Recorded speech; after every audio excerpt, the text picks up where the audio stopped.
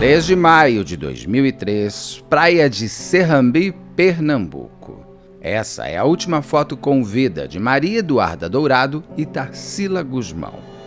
As duas, com 16 anos, passeavam sozinhas à beira-mar no litoral pernambucano quando simplesmente desaparecem. Um crime que completou 20 anos em 2023 continua sem respostas e sem autores julgados e condenados.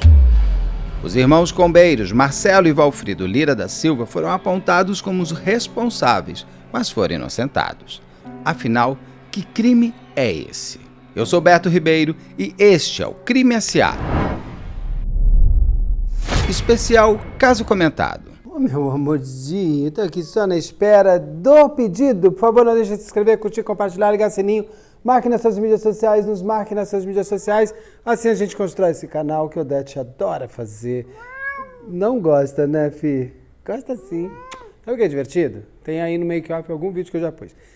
Antes de eu pôr aqui a câmera, ela fica aqui grudada, andando pela rua. Ela vê o pondo a câmera, ela sai. Tira a câmera, ela volta. Ou seja, não manda nada.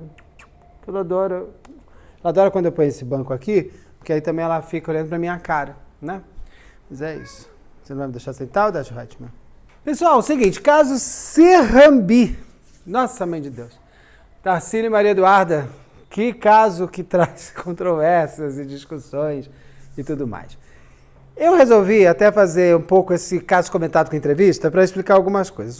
Primeiro, gente, não existe uma versão só desse fato, tá? Esse é um caso com muitas e muitas e muitas versões. Com cada vez que eu converso com uma pessoa, muda alguma coisa. É muito assim. Então não dá pra gente, todo mundo ali, ficar achando que a gente sabe tudo e só tem uma verdade nessa história. O que de fato existe é que teve um julgamento dessa história com os irmãos combeiros, os irmãos Lira. Os irmãos combeiros, eles foram inocentados. Nessa entrevista que eu trago agora, é o advogado de defesa do júri, no dia do júri, na parte do júri, porque eu já tenho outro advogado que foi o que fez a primeira entrada com eles, que também está aqui no canal, e eu fiz uma live com a doutora Rosângela Monteiro, um especial com a doutora Rosângela Monteiro, onde ela traz a história do caso, dentro do que nós conhecemos dele via a doutora Rosângela via imprensa e alguma coisa que a gente conseguiu achar de processo isso aqui. No caso, com o primeiro advogado, ele me traz as informações do inquérito, do processo. Este segundo advogado, com quem eu converso agora, ele me traz as informações do júri. Ele é que faz os combeiros serem inocentados. Por excelente, na entrevista dele você vai ver, os apontamentos dele são excelentes. Temos que lembrar o seguinte, o advogado, ele está ali para inocentar os inocentes, porque ele os vê como inocentes. E, de fato, em cima de todas as provas que ele me aponta, tem ali um pouco de querer pegar inocentes úteis para resolver o problema do caso que não se conseguia se calar. Este é um caso que mexe com muita coisa, muita gente, e como parece cada vez mais que eu vejo, com muita gente poderosa, local ali de Pernambuco. Então ele tem ali os meandros, a polícia meio estranha, faz uma investigação meio esquisita, a perícia ela erra em umas coisas também ali nos apontamentos. Fica aqui meu convite, para qualquer pessoa que eu estiver citando, pode me pedir, eu adoro entrevistar, porque aí eu acho que a gente vai entendendo melhor a história, porque a história dessa história da Serrambi, você precisa ouvir às vezes várias coisas para tentar criar uma narrativa. De fato, vamos entender alguns pontos. Bem-vindo à entrevista, mas que eu quero levantar primeiro. Maria Eduarda e Tarsila, o que elas eram? No canal vocês já viram a Rosângela e o primeiro advogado. Mas eu já conversei com muito mais gente que eu vou soltando ao decorrer do tempo. Tem uma fonte, que por enquanto eu estou conversando só por WhatsApp, que eu não vou revelar aqui muita coisa, mas que ele me garante, essa fonte, que Tarsila e Maria Eduarda eram namoradas, diz que tem provas que vai mostrar. Por outro lado, o próprio advogado que eu já entrevistei, ele conta que a Maria Eduarda e a Tarsila não eram amigas. Elas estavam ali, mas não eram grandes amigas, até porque elas eram de classes sociais muito diferentes. Não é que uma era pobre e outra era rica. Que uma era muito rica, a outra era muito classe média. Maria Eduarda era muito rica, a Tarsila mais classe média. A própria construção das duas, o quanto elas eram de relação, ninguém consegue me dar um veredito. Elas eram super amigas, elas eram colegas, elas eram namoradas. De fato, de verdade, algo que me traga. Porque a Maria Eduarda e a Tarsila, a própria relação delas, entre elas, é conflitante de acordo com quem você conversa. E o que elas foram fazer em Serrambi? Mas eu queria entender um pouquinho mais o caso, que eu não sei se o senhor quer ou pode ou tem vontade, mas eu vou perguntar. Esse caso começa principalmente ali numa festa e tudo mais. Eu quero fazer uma pergunta antes, porque tem tantas lendas já se criando. A Tarsila e a Maria Eduarda eram amigas? Ou namoradas, como tem outra versão? Ou só conhecidas? O que elas faziam ali e se isso foi importante para o senhor defender os seus clientes? A Maria Eduarda era de uma classe média alta, né? A família tradicional da Zona da Mata, de Pernambuco, que é a família Dourado, né? A família Lacerda Dourado.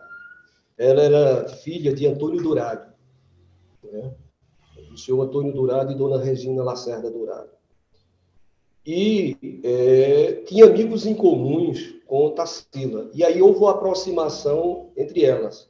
Elas não chegavam, elas não eram assim, amigas íntimas, né? Mas tinha, sim, um laço de convivência, né? Elas foram juntas, sim, para Serrambi, segundo a versão de Tiago Carneiro.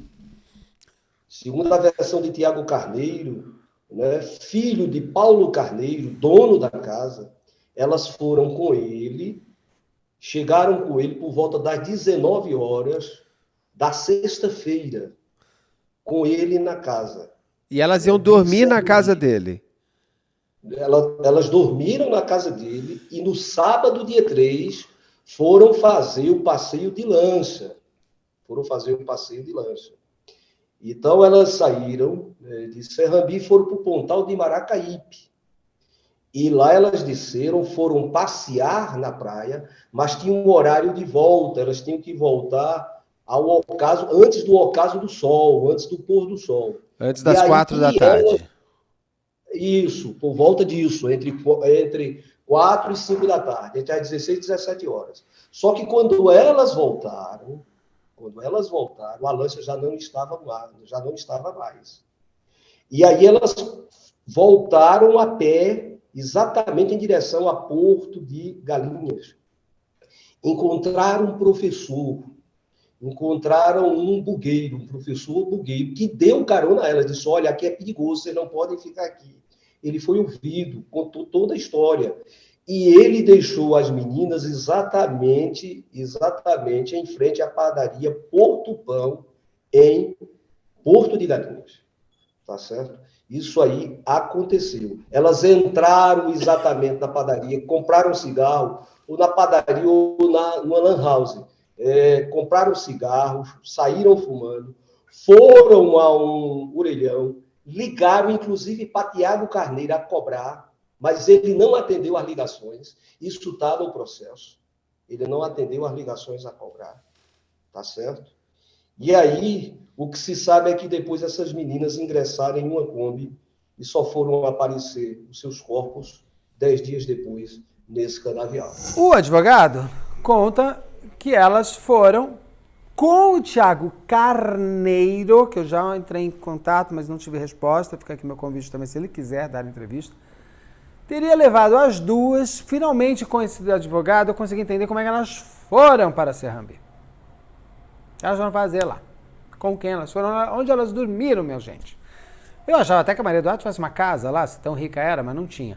Então ela vai com o Tiago Carneiro para dormir na casa do Tiago Carneiro. As duas vão juntas. Mas elas foram juntas porque elas combinaram de ir juntas com o Tiago. É o Tiago que combina com as duas. Não sabemos essa resposta. Mas sabemos que os três vão juntos para a casa do Tiago Carneiro, onde haveria uma festa. Porque vamos lembrar que é maio, no período ali de 1º de maio, então teve um enforcadão ali, sei lá, 1º de maio caiu quinta, então teve quinta, sexta, sábado, aqueles feriadões enormes. A gente também tem menos tecnologias ainda, câmeras de segurança, herbes de celulares, nem todo mundo tinha celular tanto fácil assim. E você, às vezes, você tinha celular, por exemplo, tinha celular em São Paulo em 2003, mas se eu ia para o meu sítio em Piracaia, eu não abria muito não, porque já contava um roaming diferente, não estava a fim de pagar. Hoje é diferente, hoje você viaja o mundo e não paga roaming quase. Então elas estavam naquele lugar com o Thiago Carneiro para essa festa. No dia seguinte da festa, elas iriam para essa área ali perto. Eu fui para Porto de Galinhas, eu não conheço muito bem o resto. Mas é meio que uma praia, meio de São Paulo, que tem ali Litoral Norte, tem Barra do Una, Barra do Juqueí, Barra do Juqueí, bom, né? Juqueí, Barra do Una, Barra do Saí, aquelas coisas ali, que vai uma do lado da outra. E elas iam com a lancha até uma outra área ali das praias, que elas teriam que voltar juntas. Mas elas perdem a hora. O primeiro advogado me aponta algo importante. Por que elas perdem a hora? Não sabemos. Mas aquela última foto que ela aparece ali é realmente a última foto dela? Segundo todo mundo fala, era, porque estava passando um cara e tirou a foto delas. Mas aquela foto delas, que o cara tirou porque conhecia elas, esse cara não foi investigado? Não foi, mas ele morava perto, inclusive, para onde... Por que ele não foi investigado? Porque não foi. Voltando um pouquinho na história que o senhor está contando, quando elas perdem, aquela foto é feita. Aquela foto é feita nesse dia. É comprovado que é a última foto. Essa pessoa que tirou essa foto conhecia as duas? Conhecia, era conhecido, o Joãozinho. E ele foi ouvido, ele não poderia... Ela foi para a casa deles, porque eu até vi o ponto onde essa foto é tirada, é mais perto da casa desse Joãozinho do que a volta para lá. Isso. Ele foi investigado também como um possível autor ou já foi descartado de cara? Não, ele foi ouvido. Inclusive, ele foi ouvido várias vezes, mas foi ouvido pelo delegado na casa dele. É o que está nos autos. Na casa do Mas Joãozinho? Descartaram do Joãozinho. Tá certo? Não sei porquê, mas isso aconteceu. Descartaram. Mas descartaram qualquer ligação dele com o crime das meninas. Isso foi descartado. E aí os corpos são encontrados dias depois, pelo pai da Tarsila, não é isso? Agora tem um detalhe aí. Então entra Um nesse amigo detalhe. dele. Vamos lá. Beto, o pai de Tarsila, ele faz trilha, né? Ele trilha de moto. Ele e um grupo de amigos. E um amigo dele, salvo engano, de sobrenome Botelho, não me lembro o primeiro nome dele, foi quem encontrou os corpos. Só que tem um detalhe aí. Antes dele encontrar os corpos, houve um telefonema para um posto policial de Ipojuca, indicando onde os corpos estavam. Tem isso no processo. Exatamente então, onde foi encontrado? Onde foi encontrado os corpos. Esse telefonema nunca conseguiram rastrear ele, mas há o registro de um sargento dizendo que recebeu esse telefonema, alegando exatamente que houve o telefonema dizendo onde exatamente os corpos estavam. Houve esse telefonema agrede, ou seja, tudo indica que alguém passou antes por lá e viu os corpos das meninas. Agora, uma coisa interessante é que... Ou colocou os corpos, ou deixou os corpos. Elas foram mortas ali? É comprovado mesmo que elas foram mortas naquele local onde elas foram encontradas? Cientificamente, não. Não. Diz a perícia que não. E aí eu posso relatar. Sim. Aí eu posso declinar, né, o nome. O perito, doutor Reginaldo Hinojosa e doutor Railton Bezerra, inclusive fizeram, um deles, salvo engano, Railton Bezerra, fez, inclusive, uma tese de livre docência, tá certo? De mestrado exatamente em cima desse caso, né? Sobre a questão da análise antropológica dos corpos das meninas e do local do crime.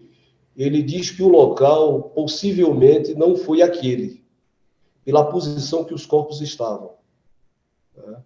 E também pelo estágio de mumificação, que era possível, sim, pela ventilação do local, as meninas terem sido abatidas ali, ceifadas suas vidas ali.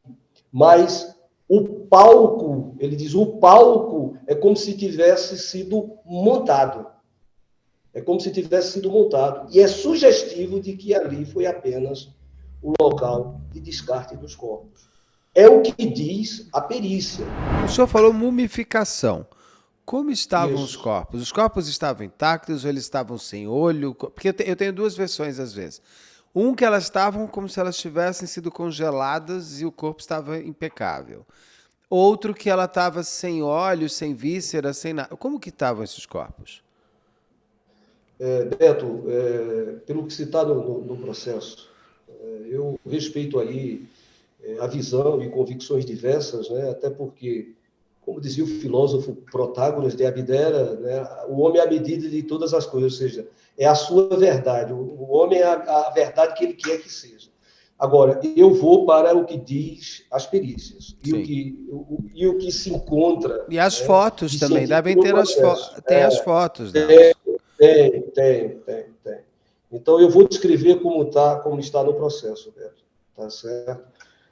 Pela minha visão, pelo que eu pude extrair do processo. Então, veja, a própria perícia diz que é estranho. É possível, mas é estranho. Deixa eu te colocar. Fato. As meninas, os corpos das meninas, do pescoço para cima, não do tronco, do final do tronco para cima. Daqui. Isso, para deixar mais claro. Praticamente a cabeça, cima, só essa parte. a cabeça estava esquelética, sem tecido nenhum. E elas estavam escalpeladas, ou seja, o couro cabeludo não estava acoplado à calota craniana. Estavam soltos. Tá? É o que mostra as fotos e é o que mostra a análise antropológica. Tá lá, tá certo? Ou seja, foi cortada Foi antes? fotografada assim. Não sei. Não sabemos, tá? Mas o fato é que isso tudo daqui estava solto para lá. Ele estava solto, tá? Estava solto. E do pescoço, do tronco do pescoço para baixo, os corpos estavam mumificados. Então, aí você tem uma interpretação, tem um universo de interpretações. O que é o mumificado? É o corpo perfeito? Não, o corpo perfeito, mas dissecado. É como uma uva passa. Ah, múmia, aquela coisa sem sangue, sem água, sem nada. Ele já estava totalmente desidratado. Isso, dessecado. Né? Totalmente dessecado. Os órgãos internos estavam? Coração, pulmão, não vísceras. Não tinha mais vísceras, entendeu? Não tinha mais vísceras. Estava aberto? Parte estava... Já havia sinais de... Ela não tinha mais vísceras, não havia mais órgãos internos. Entendeu? Mas há uma versão, e aí é de cunho pessoal, de convicção pessoal, de que as meninas foram evisceradas. Não há isso, do ponto de vista científico, lançado em laudo pelos peritos. Não há, entendeu? O que há é que os corpos estavam mumificados, sem vísceras, entendeu? Inclusive sugestivo já talvez, de roedores ou de aves de rapina que tivesse exatamente se utilizado, né, de forma biológica, né, pelo processo Sim. de putrefação. Mas entendeu? O rosto delas, a boca estava... Não tinha tecido. Não tinha... Os olhos... Na caixa craniana, não existia. Sem esqueléticos. Elas estavam com as pontas dos dedos? Estavam, mumificados. É porque geralmente, pelo que eu já aprendi, eu não sou perito, mas pelo que eu já entrevistei na minha vida, eles começam pelas pontas, pela boca, pelos olhos e pelo ânus, né, também, para ir abrindo o corpo. Isso. E nesse estado dos corpos, como que se descobriu do que elas morreram e como que elas morreram? Eis a questão. Aí, Beto, você tocou em um ponto, angular. Depois de tantas perícias e de tantas análises, foi solicitada à USP, ao CEMEL de Ribeirão Preto, com a participação de Dr. Reginaldo Hinojosa e Dr. Railton Bezerra, a análise da calota craniana das meninas, né? E foram feitos testes de DNA para saber se pertencia realmente às meninas, diferenciaram, né? E chegou-se uma conclusão pelos peritos do CEMEL, né, da USP, juntamente com os peritos do Instituto Criminalístico de Pernambuco, pelos peritos legais, médicos, os peritos de medicina legal, né, os dois que eu declinei o nome, mas tem outros, que a causa da morte de Maria Eduarda é uma causa indeterminada. Indeterminada. Sugestiva de que, quando ela foi atingida pelos projéteis de arma de fogo, ela já estava provavelmente sem vida. Por quê? Pelo estudo histopatológico, né, de varredura microscópica, né, de concentração, de extravasamento de hemácias. O que é isso? Eu estudei um pouco de medicina legal, né? Aliás, como criminalista... É importantíssimo. Exato. O que é que acontece? Nos orifícios de entrada, na calota craniana de Maria Eduarda, não havia extravasamento de hemácias, ou seja, não havia uma concentração de anticorpos naquele local, que quando você sente qualquer corpo estranho entrando no seu, né, a hipófise celular, o sistema nervoso central e periférico, determina que os vasos linfáticos, né, carreguem sangue para ali, para que os anticorpos defendam, né, defendam o corpo daquele corpo estranho que está entrando no seu corpo.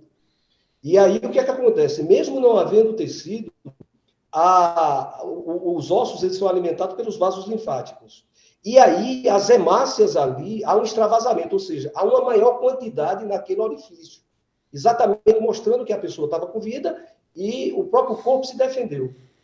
No caso de Maria Eduarda, não havia. Foi feita toda uma varredura em todo o seu corpo esquelético, entendeu? Nas partes que foram enviadas para o CEMEL, e a mesma quantidade de hemácias que se encontrava no orifício de entrada do projeto de arma de fogo, era a mesma quantidade de hemácias encontrada em qualquer outra parte da calota craniana dela e em qualquer outra parte do corpo, de partes ósseas do seu corpo. Então, chegou-se à conclusão de que não foi o disparo de arma de fogo que matou Maria Eduarda, mas ela morreu de uma causa não provocada por um instrumento pérfuro contundente. Ou seja, o tiro era para ou enganado que ela morreu, ou seria um tiro de confirmação? Veja, Beto, isso eu não posso te afirmar, porque os peritos não colocaram. Apenas os peritos disseram que concluíam que a causa-morte dela, pela análise, né, pela perícia, né, vital pós-mortem, não poderia atribuir a causa-morte a instrumento pérfuro contundente. Portanto, não tinha como associar que ela tinha sido morta, Maria Eduarda, por ação mecânica humana. Entendeu? Porque por aquele... Por quê? Porque por aquele tiro, né, por aquele orifício de entrada, tá certo? Não dava para se concluir a isso. Interessante que ela tem 2 orifícios de entrada na calota craniana. Em nenhum dos 2 houve extravasamento de hemácias. Em nenhum dos 2 orifícios. Entendeu? E a Tarsila? A Tarsila, sim. A Tarsila, no orifício de entrada na calota craniana da Tarsila, houve um extravasamento de hemácias.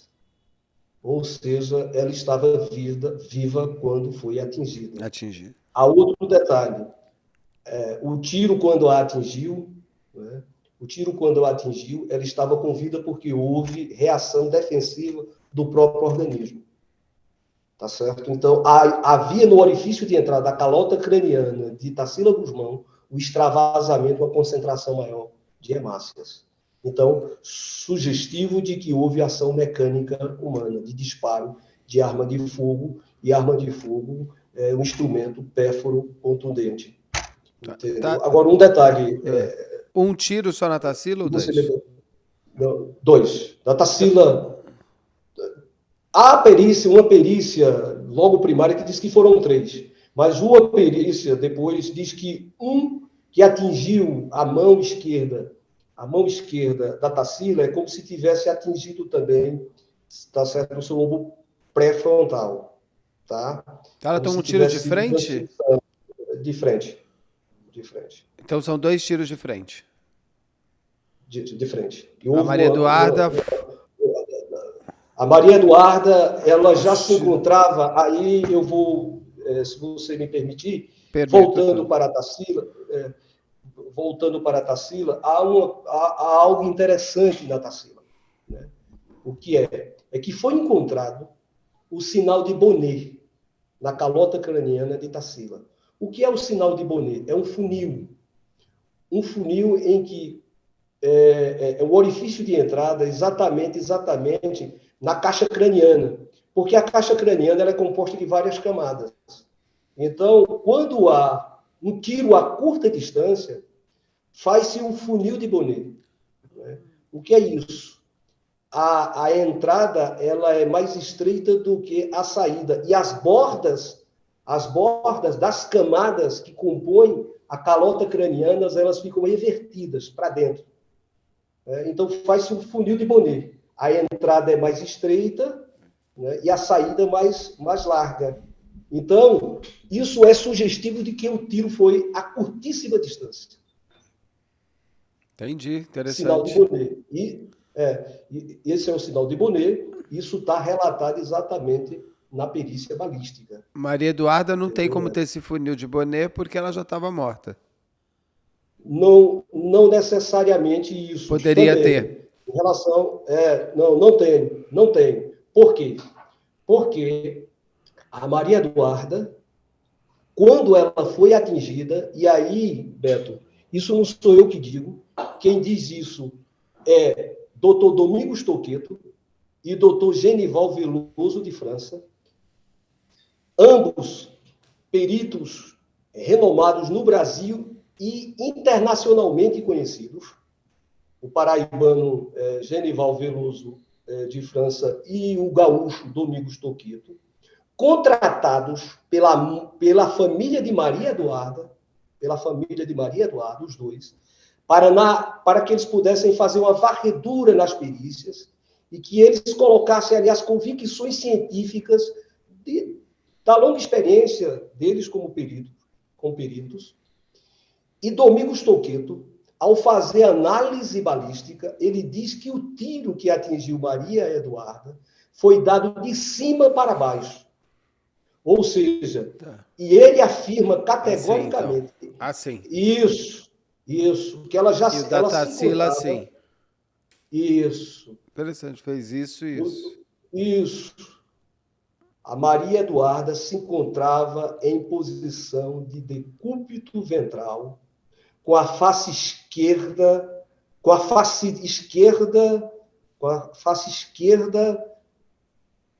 da lateral esquerda, da lateral direita no chão e a esquerda para cima, ou seja, deitada com a lateral, isso, quando o tiro a atingiu ela. E o tiro foi dado de cima para baixo. Aí, bate exatamente com o que diz a perícia dos peritos do Centro de Medicina Legal da USP de São Paulo, dizendo que ela se encontrava, quando o tiro a atingiu, ela se encontrava sem vida. E doutor Domingos Toqueto disse que ela já estava deitada, ou seja, já se encontrava no chão. Enquanto que Tarsila se encontrava exatamente em pé. Outro detalhe. Além de não ser encontrado o sinal de Bonnet em Maria Eduarda, não foi encontrado extravasamento de hemácias dos orifícios de entrada, não havia também halo de chamuscamento, que é exatamente quando o tiro é a curta distância. Então, não havia, tá certo? Então, a causa da morte de Maria Eduarda ficou Aí diz, não, a perícia não foi conclusiva. Sim, a perícia foi conclusiva. A perícia concluiu que não tem como afirmar que ela foi morta pelo aquele tiro, porque não havia extravasamento de hemácias. Aí vem a versão de que ela poderia ter morrido de overdose. É verdade. Mas não foi possível, Beto, comprovar isso. Por quê? As meninas tinham 16 anos. Foi feito exatamente o exame, né, em mecha capilar, pelo bulbo capilar, né, aquela massinha do cabelo, porque o que acontece? Se a pessoa é viciada em droga, ali há uma concentração, a cabeça é onde se concentra a maior quantidade de sangue. Né, e ali constaria que poderia ter detectado substância toxicológica ali. Não foi encontrado. Mas por quê? Porque as meninas também eram muito novas. Elas teriam que estar viciadas em drogas a partir dos 11 anos. Ah, E isso não foi há de muito provas tempo. disso também. E isso precisa de muito tempo, pelo menos 5 anos. É o que a ciência diz. Se elas usaram uma overdose no dia anterior, o bulbo não vai mostrar. Não vai mostrar, absolutamente. É no mínimo 5 anos de vício. E outra coisa, não há prova que as meninas eram viciadas em drogas, não. Deixa eu perguntar uma outra coisa aqui. Os corpos encontrados estavam vestidos? As roupas, havia trajes nas meninas, tá certo? Mas as roupas estavam exatamente retiradas. A vestimenta de Maria Eduarda, a parte de cima, o top que ela usava, estava fora do corpo. E as roupas, as bermudas das meninas estavam arriadas à meia coxa, tá certo?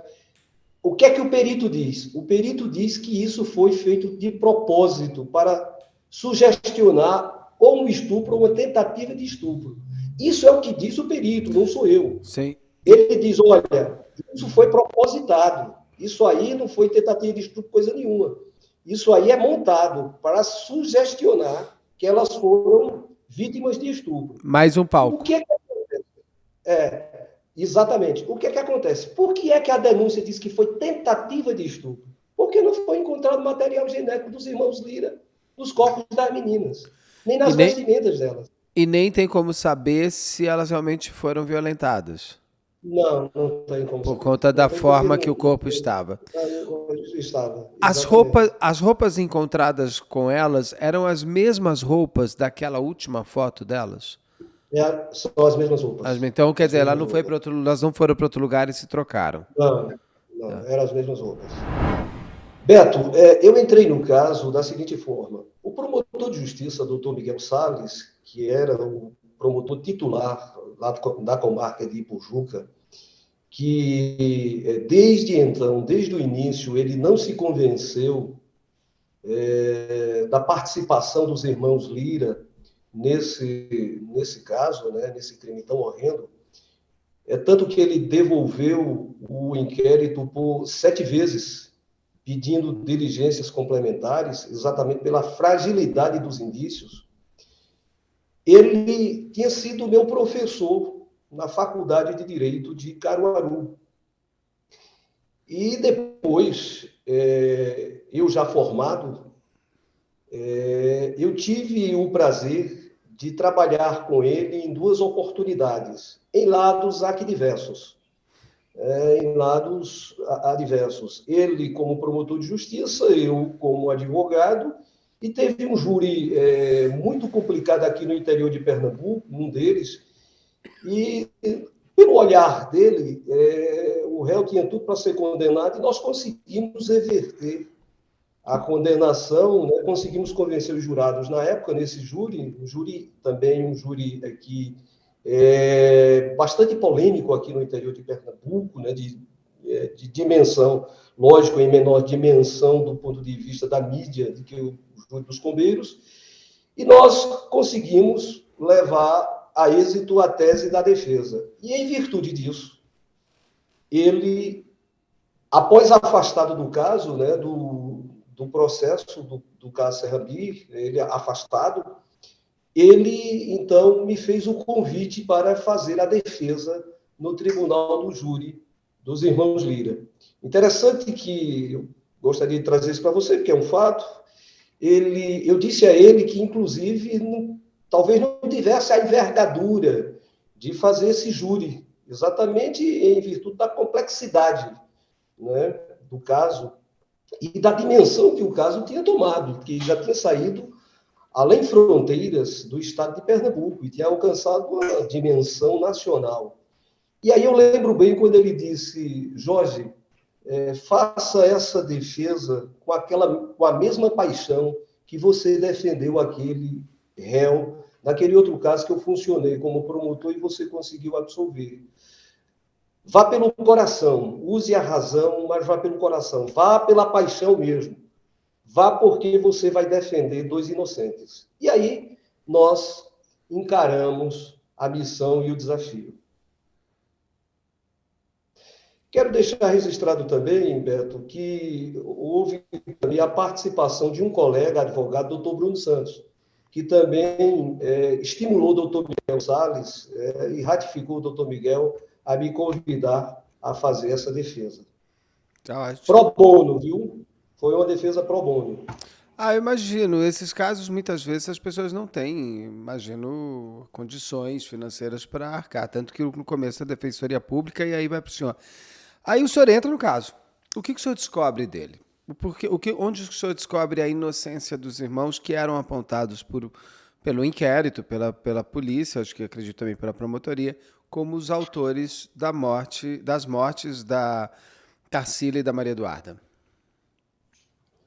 Beto, a defesa se baseou exatamente na fragilidade das provas, se é que podemos chamar de provas. As provas apresentadas pela acusação e pela respeitável assistência da acusação baseava-se especificamente em papel de bombom, que a gente chama aqui no Nordeste papel de confeito, ou bala, né? Que aí no Sul vocês chamam de bala, aqui no nosso regionalismo, papel de confeito. Uma haste de barbear,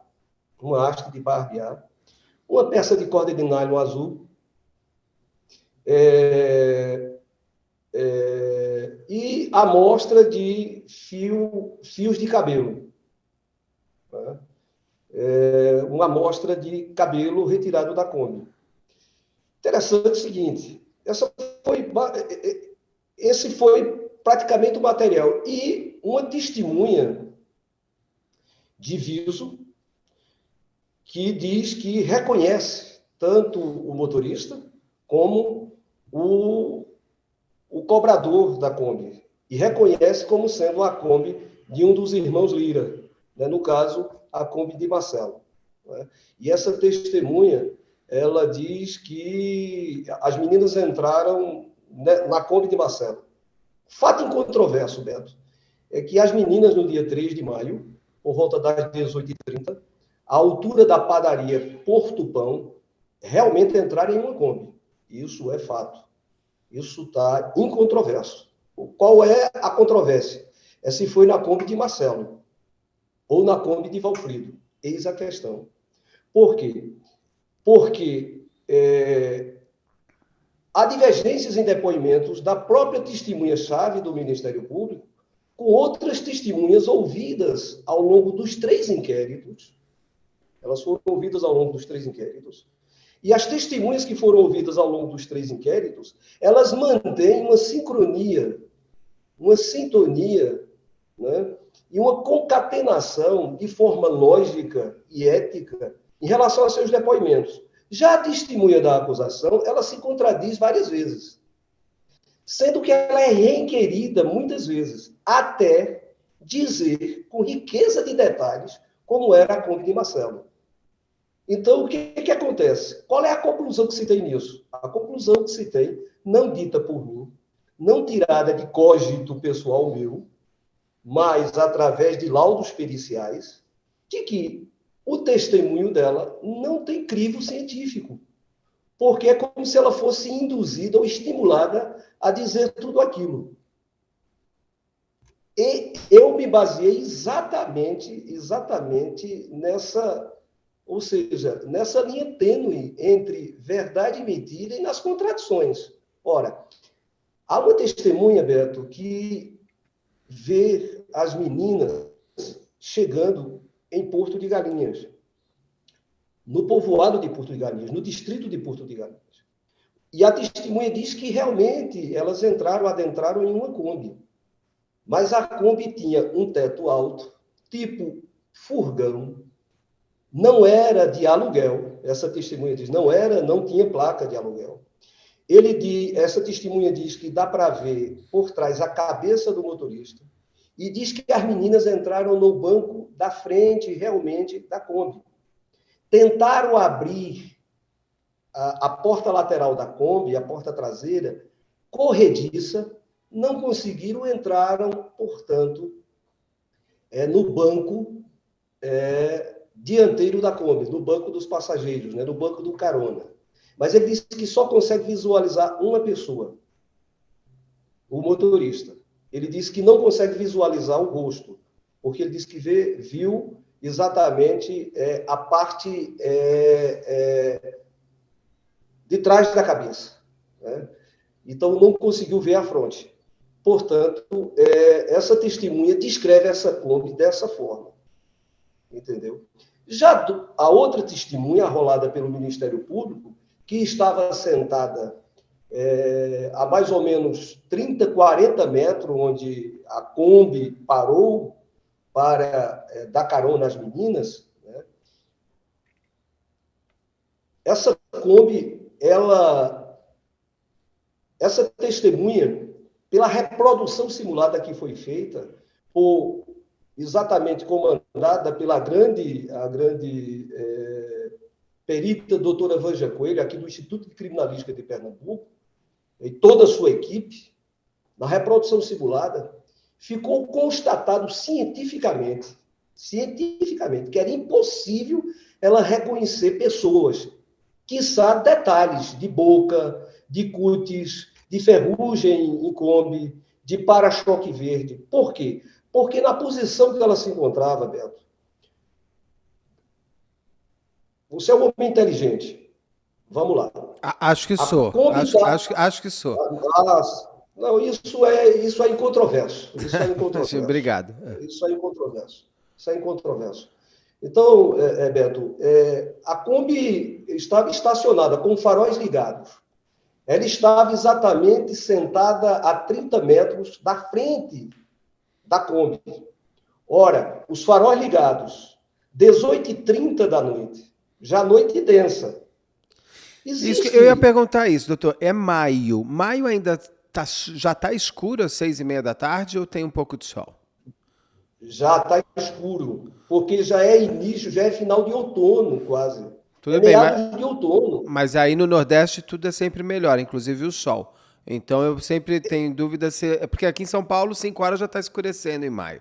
Mas eu não sabia, eu queria só ter certeza que aí, onde aconteceu tudo, já estaria escuro também. Então estaria no escuro, com a Kombi, com a farol ligado em direção da pessoa que diz que viu tudo, Isso. que já dificulta de enxergar. E o que essa pessoa relata? Que ela viu as duas meninas entrando? Ela relata que viu as duas meninas entrando, viu quando o carona desce, abre a porta da Kombi, bota um pé fora, mas ela não diz se ele estava de calça ou de bermuda, mas diz que ele estava de tênis. Não descreve o tênis, tá certo? E diz que uma das meninas, as meninas entram por trás desse carona e senta exatamente entre o motorista e o carona, como se o carona fosse o Valfrido e o motorista o Marcelo. Então elas sentam, segundo a versão dela, entre um e outro, tá certo? Então, para ver se eu entendi, desculpa. Você tem uma testemunha que vê de costas a Kombi. Isso. Que diz que elas entraram realmente pela porta, tentam abrir aquela porta da Kombi, que eu acho que a Kombi corrediça. A Kombi dos irmãos nem é, né? Corrediça é ou ela é de abrir não, assim? Agora? Não era. É uma outra porta, né? Pivotante. Então, pivotante. Ela vê que ela não consegue abrir, o de trás. Ela vê as meninas entrando, mas não vê dois homens, vê apenas um motorista. Isso, perfeito. Já a testemunha da frente confirma que elas entram pela porta da frente, mas diz que tem 2 homens. E elas entram por trás do carona, é isso? Isso, perfeito. Não é mais fácil Por ele trás do sair carona. mas não é mais fácil ele sair para elas entrarem? Por que passar assim? Bom, mas tudo bem. É só porque são histórias que você vai contando, você vai pensando, mas não é Mas, um. desculpe, Beto, pode Não, pode concluir. falar. Não, era só para te entregar isso. Então tá. Então nós temos essas 2 testemunhas já, uma olhando de costas e outra olhando de frente. Isso. Então, vamos lá.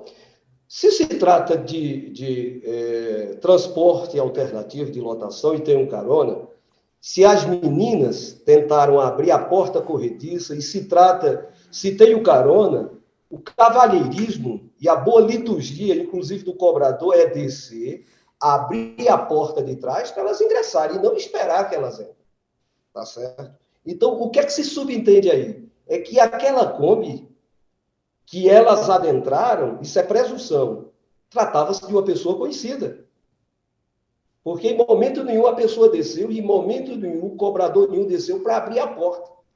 Como é que se abre uma porta e 2 meninas entram exatamente no banco dianteiro de uma Kombi de 2 desconhecidos?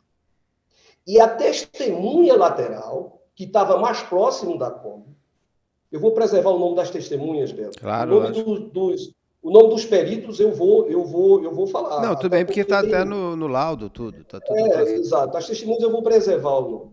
Tá? Então, essa testemunha que, na reprodução simulada, e pelos peritos pareceristas que leram o depoimento dela, diz que o depoimento dela é muito mais crível do que o depoimento da outra testemunha do ponto de vista científico, porque ela estava muito mais próxima. Interessante, Beto, que cientificamente, por que se chegou a essa conclusão que a testemunha do Ministério Público não tem, o testemunho dela não tem credibilidade? Porque há um processo chamado, quando você olha para um farol, para a luz, quando você recebe feixes de luz em sua direção, há um processo, e isso eu mostrei no plenário do júri, determinado de miose. O que é isso? É a diminuição exatamente da pupila. Sim, Né? é física. É Pupila física com ocular. biologia. É uma coisa física do corpo. Ele diminui para poder enxergar. Diminui. Isso. Então, se você diminui o ângulo. Então, sua visão não tem condições de você ver detalhes. Você não consegue ver o contexto, né? Você não consegue ver macro, que dirá detalhes. Então, descartaram por completo, e isso por várias vezes. Interessante, Beto, é que a testemunha, essa testemunha que o Ministério Público tem ela como sendo a mãe de todas as provas, ela não foi ouvida em plenário. O Ministério Público não a ouviu em plenário, não levou a plenário. E vocês pediram? A defesa pediu para ela ir? Tratava-se de um testemunho do Ministério Público. Nós não fizemos a instrução. Eu peguei já o processo pronto, Tá. inclusive após a fase do artigo 422 do Código de Processo Penal. Quando eu já peguei pronto. Não tinha mais o que fazer, eu tinha que trabalhar com o que estava ali. Né? E aí o que acontece? O Ministério Público não arrolou. Não fez o arrolamento dela para ser colhido o depoimento dela em plenário. Mas usou o depoimento que ela deu anterior. Mas o Ministério Público usou o depoimento que ela deu. Usou o depoimento que foi conveniente ao Ministério Público, porque Claro. nos primeiros depoimentos dela, tem que deixar claro, ela descrevia a Kombi exatamente como a outra testemunha que estava mais próxima descreveu a Kombi. Uma Kombi de teto alto, uma Kombi de porta corrediça lateral, uma Kombi tipo furgão, toda fechada, aparentava ser uma Kombi nova. Nos outros depoimentos dela, foi que ela mudou a versão, inclusive trazendo riqueza de detalhe, inclusive de ferrugem, né, da Kombi de Marcelo. E da marca da boca, né? Ela aponta até uma marca da boca do motorista. Da boca. Isso, exatamente. Como que ela consegue ter visto isso? E não é a Kombi. A Kombi deles é diferente, só pra gente deixar aqui. A Kombi deles tem a porta que abre, né? Assim, não é a porta corrediça. A porta com dobradiça, uma Kombi velha, realmente tem ferrugem e tem um para-choque verde. Isso é Nossa, fato. para-choque verde chama a atenção de quem está vendo por trás, principalmente, até pela frente. Isso. Doutor, só para eu entender Perfeitamente. uma coisa para entender, a reconstituição foi feita nas mesmas características do dia do sumiço das meninas, ou seja, com a mesma lua, com, não sei, estava a lua, não estava chovendo, porque o senhor sabe melhor, muito melhor que eu, que a reconstituição, se ela não é feita nos mesmos moldes, tudo muda. Foi feito tudo isso dentro dos padrões que devem ser feitos. Ela foi feita, salvo engano, 2 vezes. Inclusive, a última vez com luxímetro, com uma aparelhagem moderna, entendeu? Pelo Isso. Instituto de Criminalística de Pernambuco, usando as mesmas luzes, usando as mesmas condições. Foi um trabalho científico, Beto. Não foi um Sim. trabalho empírico, entendeu? De conversa de bar. Foi um trabalho científico perpetrado pelos peritos do Instituto de Criminalística de Pernambuco. E teve também participação, vamos chegar a isso. Sim, eu pergunto para o senhor falar. Eu sei, eu vi, eu tenho as fotos e tudo mais. Mas é importante para as pessoas saberem pela boca de quem sabe contar a história e sabe os meandros. Sobre ainda na parte também ainda da reconstituição ali, quanto tempo demorou para fazer a reconstituição entre o crime e a reconstituição? Beto, a reconstituição teve 2 momentos. Teve uma reconstituição em 2004, entendeu? Uma reconstituição em 2004 e, salvo engano, outra, e aí eu não posso te avisar, te dizer com toda certeza, uma reprodução em 2004 e outra reprodução, salvo engano, em 2007. Salvo engano, salvo melhor juízo, entendeu? Eu peço desculpas de falar reconstituição, mas é reprodução simulada que você fala. Esse é o termo correto. É reprodução simulada, exatamente. É mais porque é uma coisa assim, tanto tempo depois, as pessoas, inclusive, vão mudando, não lembram mais de coisas. O ideal seria ter sido feito antes, não foi. Mas isso também deixa um pouco a reprodução... Porque como é que a pessoa lembra tão bem daquele dia de 1 ano atrás, de 2 anos atrás? Tem toda essa parte, assim.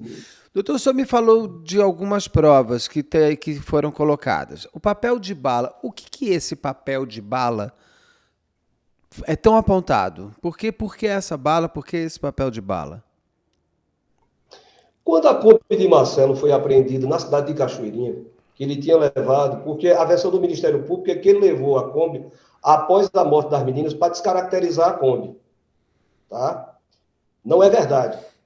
Há uma testemunha no processo do distrito de Camela, que pertence a Ipujuca, que é funileiro, lanterneiro, que diz que Marcelo levou a Kombi para ele fazer o trabalho de lanternagem, tirar os ferrugens da Kombi, fazer uma manutenção. E quando Marcelo chegou lá na oficina dele, a Kombi já estava sem os bancos, tanto os bancos traseiros como o banco dianteiro. Tem essa testemunha, mas ela foi desprezada pelo Ministério Público. Não foi utilizado o depoimento dela, mas nós o utilizamos. Ele disse, não, já estava sem os bancos. Então, ele levou para Cachoeirinha, porque tem um amigo lanterneiro em Cachoeirinha que fazia um trabalho mais barato. A Kombi dele já estava lá. Inclusive, o kit gás dele, porque eles rodavam com gás, ele tinha emprestado ao irmão. Deixa eu dizer outro detalhe, que é interessante. No dia 29 de abril, portanto, 4 dias antes das meninas desaparecerem, há uma queixa de Marcelo contra Valfrido, porque Marcelo tinha emprestado o kit gás da Kombi dele, que não estava andando com ela, porque estava fazendo o serviço em Cachoeirinha, para Valfrido rodar com a Kombi, de Valfrido. E ele prestou a queixa porque Valfrido não tinha devolvido o kit gás a ele. Tem essa queixa na delegacia de Ipojuca. Ou seja, até isso demonstra que no dia 3, no sábado, possivelmente eles não poderiam estarem juntos. Por quê? Porque havia exatamente esse desentendimento entre eles. Olha, que interessante. Os dois tinham brigado. Tinham brigado. Por causa do kit de gás. Do kit gás. Então, são esses detalhes que se encontram inseridos nos autos, demonstrando exatamente, apontando exatamente a inocência dos irmãos Lira. Né? E o papel de bombom. Vamos lá, vamos voltar. Doutor, é bombom ou é bala? É bala. É uma Tanto bala, faz. tá? Não, porque bombom é É bombom. bala. Papel de bombom é grande, papel de bala é menor. Tá, então é de bala. Papel de Tá, bala. Papel de confeito. Papel de confeito. tá, então é Falar aqui, bala. Deve né? ser. Confeito deve ser bala Aqui. aqui. Bala, exatamente. Pronto. Papel de bala. Os combeiros são jogados como responsáveis e são colocadas provas que são muito pouco críveis. O advogado vai explicar agora, mas quando ele me pôs esses pontos, eu fiquei um pouco assim. Não acredito. Então, o que que acontece? Recolheram isso no carro de Marcelo, tá? Encontraram papelão, encontraram uma peça, um pedaço de corda de nylon azul, um presto-barba, um barbeador no porta-luva do carro de Marcelo, papel de bala, né? Papel de bala, e também recolheram a amostra de cabelo. Amostra de cabelo, tá? O que é que acontece? Fizeram, então, um contraponto, né, um comparativo com um material semelhante supostamente encontrado no local do crime. Supostamente encontrado no local do crime.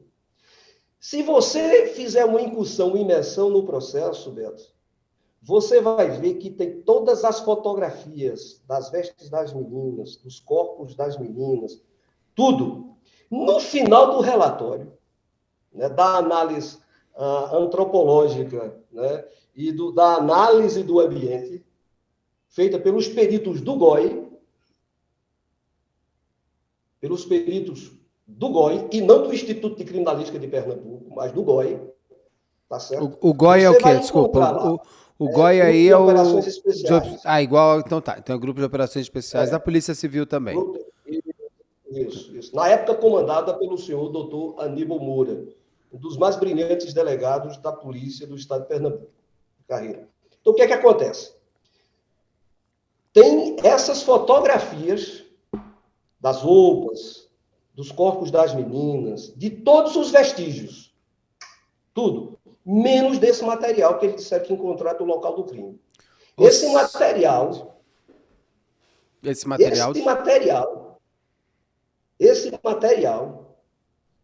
encontra todos juntos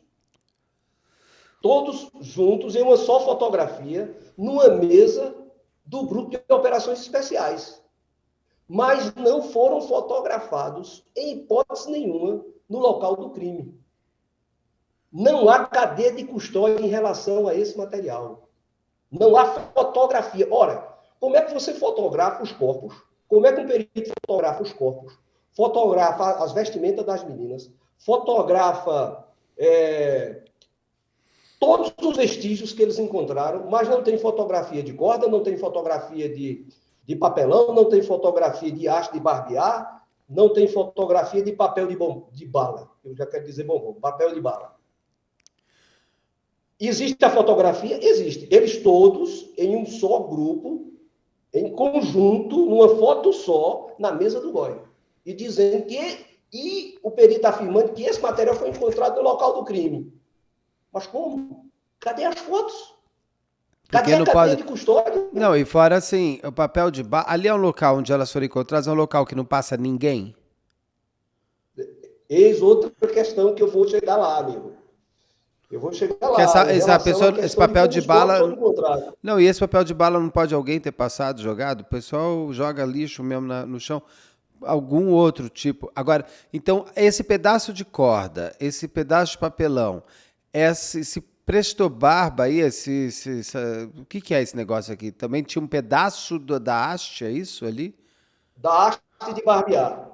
Que, segundo eles... E tinha a ver, e cruzou com o que foi encontrado na Kombi dos irmãos, mas assim, aquele pedaço exatamente o que estava faltando? Não. Havia um estojo de barbear, presto-barba amarelo, na Kombi de Marcelo. Com a haste que é o mais vendido no Brasil, que é o da Bic. É um amarelo Bic que é o mais barato que tem. Beto, interessante que o perito da perícia primária, ele diz o seguinte, que aquela haste de barbear vai pertencer ao mesmo lote da haste de barbear que foi encontrado, Beto. Veja o absurdo. Que aquela haste de barbear que foi encontrado, que diz que encontrou no local do crime, onde foi comprado aquele que se encontra na Kombi de Marcelo, se comprou o mesmo que supostamente foi encontrado no local do crime. Veja como se prova isso? Não é numerada. Essas coisas não são numeradas. Foi feito ofício à Gillette do Brasil. O impressionante, Beto, vê que coisa impressionante. É que tem toda aquela marca de Presto Barba tem uma sigla. É PZFM. PZFM. O perito disse, olha, essa sigla aqui significa o seguinte, vê que silogismo absurdo. Quem comprou um, comprou o outro na mesma loja, no mesmo lote. Sabe o que é que a Gillette diz? Diz, olha, essa sigla aí, existem 12 milhões que nós produzimos desse estojo de barbear. Significa produzido na Zona Franca de Manaus. Isso não tem nada a ver. Absolutamente nada a ver. Não é um vinho numerado que só tem 1.000 garrafas e 7 garrafas estavam sendo vendidas naquela loja. Ainda mais o da Bic. O da Bic é o mais vendido porque ele é o mais barato. Ele é o... Milhões de pessoas compram isso por dia. E aí, mas isso colou durante o... Isso não foi descartado, inclusive, durante o inquérito? Foi usado pelo Ministério Público? Foi usado pelo Ministério Público no júri. Agora, interessante, Beto. Veja o absurdo. Veja o absurdo. Agora, coincidentemente, essa haste de barbear não tinha o estojo. Ou seja, não tinha a parte que contém a lâmina. Por quê? Porque se contivesse, fazia-se o recolhimento do material biológico e comparava com o código genético do Marcelo ou do Valfrido. O senhor está antecipando. Eu ia perguntar, tinha DNA, material genético, no papel de bala, na corda, nesse Presto Barba e no papelão que pudessem colocar que aquilo realmente... Agora, o papelão era o quê? Era um pedaço de papelão ou era um pedaço de papelão cortado que encontraram a outra parte e deu match, exatamente? Também era um papelão? Papelão, um pedaço de papelão. E a corda de nylon azul, que é a corda de nylon mais vendida no Brasil também. Não era que ela estava cortada e encontraram o resto e juntaram. É porque eles também tinham essa corda e esse pedaço, tá? E essa corda foi usada para quê? Esse papelão foi usado para quê? Para que esses elementos foram usados para as mortes das moças? Eis a pergunta, foi isso que eu perguntei ao perito. Mas eu fiz uma pergunta ao perito, né? Ao perito Everson Cordeiro Lira, engenheiro, com mais de 4.000 casos, engenheiro, membro da Academia de Peritos do Brasil, inclusive, né, com especialização em Paris, na Universidade de Paris, e ele disse textualmente, de forma técnica, eu perguntei a respeito do papel de bala. O papel de bala deixado no dia 3 de maio. Qual a possibilidade dele se encontrar nesse mesmo local 10 dias depois, do ponto de vista da física e da ciência? Já que tem uma perícia dita pelos peritos do Instituto Criminalístico de Pernambuco que aquele local era muito ventilado. Porque aquilo é uma zona, a zona é uma zona canavieira, zona da mata, chove muito. E os corpos das meninas foram encontrados num planalto, plano e alto. A água, quando bate, qual é a tendência? A gravidade, levar tudo que está por ali. Exato. Como é que esse papel de bombom estaria ali? Ele disse, é impossível do ponto de vista científico. Impossível esse papel de bombom. E aí eu mostrei, eu disse, mas tem essa foto aqui, dizendo que esse papel de bombom foi encontrado lá. Ele disse, me mostre a foto. No local. Mostre a foto. Ele disse, me mostre a foto, se tem foto no local, doutor. Eu disse, não tem. Ele disse, então não foi encontrado lá. Isso aí foi colocado na mesa do GOI. Pode ser ter até um policial. O policial pode ter comido, ter deixado ali. Não tem nada. Não. E esse papel de bala é o mesmo papel de bala encontrado na Kombi Não. É um outro papel de bala? Então o que é esse papel? O papel de bala, semelhante, semelhante. É como, por exemplo, eu tenho um papel de bala de iogurte, o outro é um papel de bala Kids. É um papel de bala, os dois são, mas não são a mesma bala.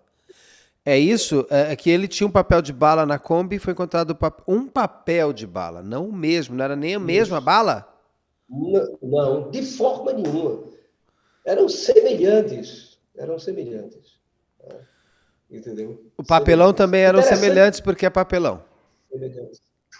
Papelão. Por quê? Agora, aí você pergunta, o papelão da Kombi de Marcelo, é porque como eles faziam transporte alternativo clandestino, eles faziam os tapumes com papelão, entendeu?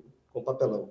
E o Marcelo, a peça de corda que foi encontrada era exatamente o seguinte, quando o carro quebrava para rebocar, usava a peça de corda, porque a corda era velha, entendeu?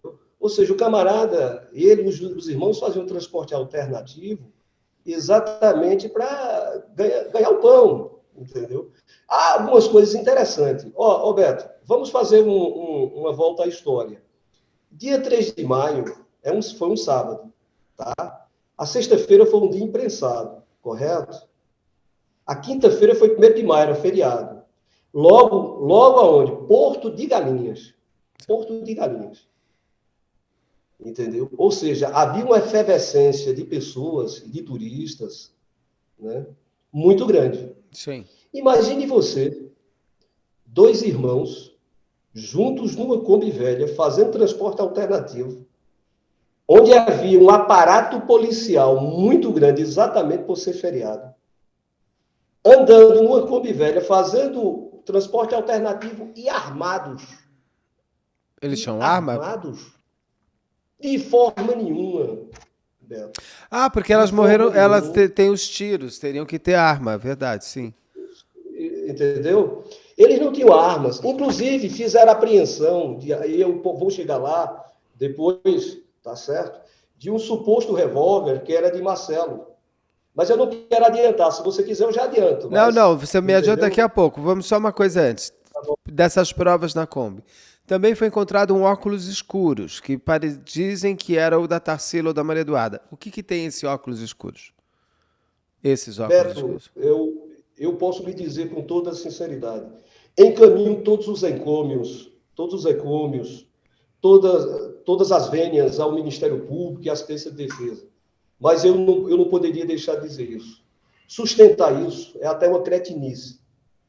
Esses óculos nunca apareceram. O que acostaram aos autos foram fotografias. Fotografias de Tarsila Guzmão passeando na praia usando esses óculos quando ela foi vista pela última vez. O pai de Tarsila Guzmão, tá certo? Quando viu as fotos acostadas no inquérito, foi no shopping onde ela comprou os óculos, tirou fotografia de outros óculos parecidos com o que ela... Parecidos, não era o mesmo. Fotografia.